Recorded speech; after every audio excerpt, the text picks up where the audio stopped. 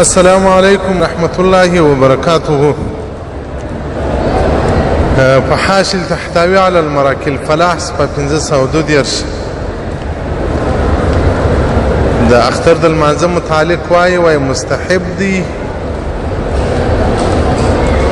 چې ورسته له عیدګاه څخه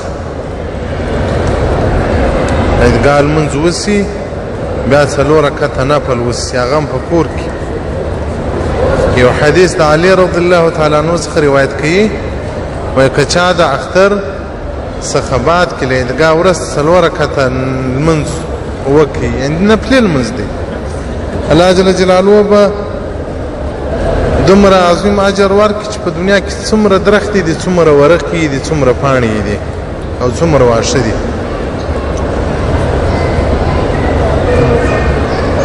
دومره ثواب الله جل جلاله ورکړي. الله جل جلاله دې موږ توفیق راکړي چې دغه لمونځ وکړو او زه خپل هم کوم بل ته هم په وایم ځکه زما پر حاشل تحتوي په دې ځای کې اعتماد دی. بعضې کتابو که دا حدیث کې جرح کړي وي خو د هغو جرح ما ته نه ده قبوله. ما د امام تحتوي رحمت الله علیه مبارک خبر راته د منلو وړ ده. امام تحتوي رحمت الله علیه زموږ په مذهب کې وتلی عالم دی. هغه په دا کتاب کې دغه حدیث مبارک ذکر کړی دی.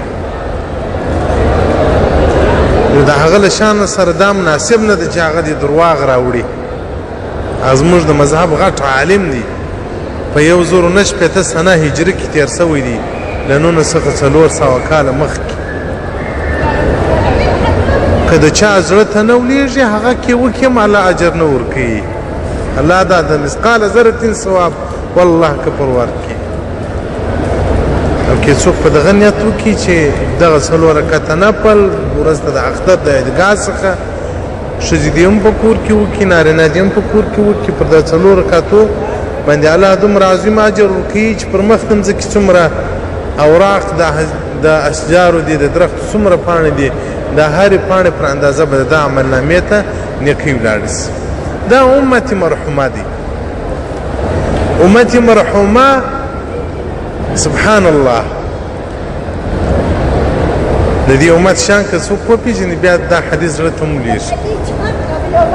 روایت کې راځي رسول الله صلی الله علیه وسلم وایي په ورځ قیامت به انسان راپورته سي دونه عملونه به چې دی به تعجب ورته واخلي چې ما په ژوند کې دونه سجدې نه دي کړي. ملایکې ورته وایي دا له تا وروسته چې ته مړ شوې انسانانو عبادتونه مؤمنانو ته بخښل په هغه کې ستا ونډه دغه ده. نو دغه د 20م ختم چې موږ وکړو خو د 3000 واره قرآن شریف ختم شو 3400 واره. نو بیا مې فکر لاړی ما سره پر واټساپ باندې یو چند نارینه او زنانه ملګري دي چند خلک دي. دا چې پر دنیا څونه مسلمانان دي څونه ختمونه به کېږي سبحان الله په میلیارډهاو په کروړهاو قرآنونه به ختمیږي. دا هر مؤمن وایي خدای ته ټول مسلمانانو ته ورسوي ثواب. نو خدای هر مؤمن الله دې پر ایمان ورولي په عملنامه کې به په میلیارډهاو قرآنونه لیکل شوي. نو که امت مرحومه څوک مطالعه کې دا حدیث بیا زړه ته ولیږي. نو امام تحتوي رحمت الله علیه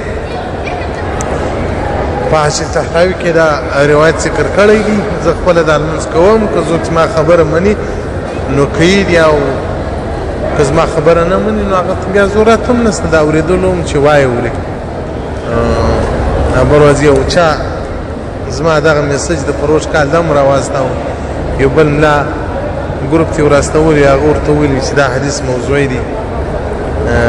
امام لکنوي صاحب دی وایي د ماته د دې جواب مال ډېر شیطان سړی ډېر شیطان سړی باره مې بلاک کړي څه مې هم نه دي ورته ویلي. ملایان په شرک سره اخته کوي که زما خبره ولیږي زما د عملي که د هغه بل مولوي صاحب دا ولیږي د هغه د عملي دا د شیطان عادت نو دا د ملعون چمونه نو بیا ولې کوي.